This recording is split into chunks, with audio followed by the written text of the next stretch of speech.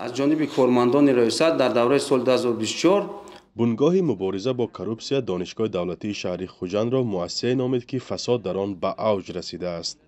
سفر سلیمزاده سردار منطقوی این نهاد در نشست خبریش به روزنامه‌نگاران گفت که در نتیجه کارهای فوری جستجویی 49 حالت صادر کردن جنایت‌های کروپسیونی را در این درگاه آشکار کرده است.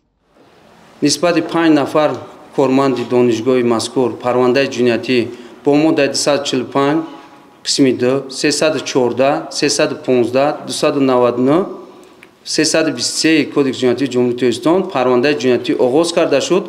بعد انجام تفتیش پیشکی برای ماهیتاً بررسی نمودن به سود ارسال گردیده است. کارهای تفتیشاتی این مقامات چندین ماه دوام کرده در نتیجه آموزگاران با جرم‌های از آن خودکنی یا اسرافکاری، تغییر دادن اطلاعات کامپیوتری، سوء استفاده از وکالت‌های منصبی، بی‌عملی در اجرای وظیفه و ساخته‌کاری خدمتی عیبدار گردیدند.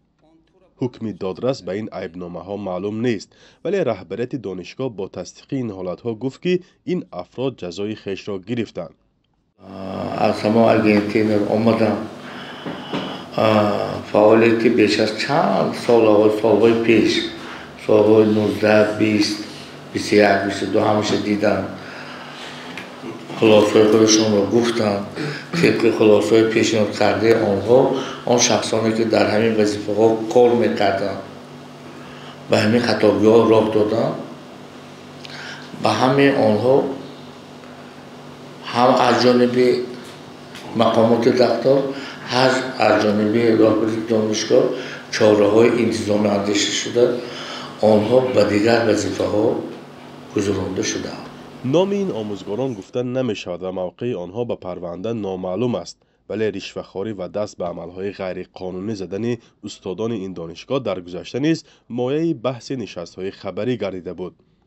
2 سال پیش نیز مقامات تفتیشاتی و قدرتی ولایت سوخت گفته بودند که از همه بیشتر موردهای رشوه‌ستانی آموزگاران دانشگاه دولتی خوجند را به قید گرفتند. قسمی از آنها با جریمه از جوابگری آزاد و نسبت بعضی‌ها چاره‌های دیگر انتظامی کاربست شدند. حالت‌های از همه زیاد فساد در یک مؤسسه تحصیلاتی ولایت سوخت در حال سخن می‌رود که معارف تاجیکستان از ساحه‌های فسادزده‌ترین دانسته می‌شود، ولی کاربران شبکه‌های اجتماعی این خلاصه را درست نمی‌شمارند و می‌گویند زور نهادهای ضد فساد به ساحه‌های دیگر نمی‌رسد و آموزگاران و پزشکان شکار آسان آنها دانسته می‌شوند. با وجود ردیه مقامات تاجیکستان سطح بلند فسادزدگی تقریبا همه ساحه‌ها را سازمان‌های بین الملل در گزارش‌های همه ساله نگران کننده می‌نامند.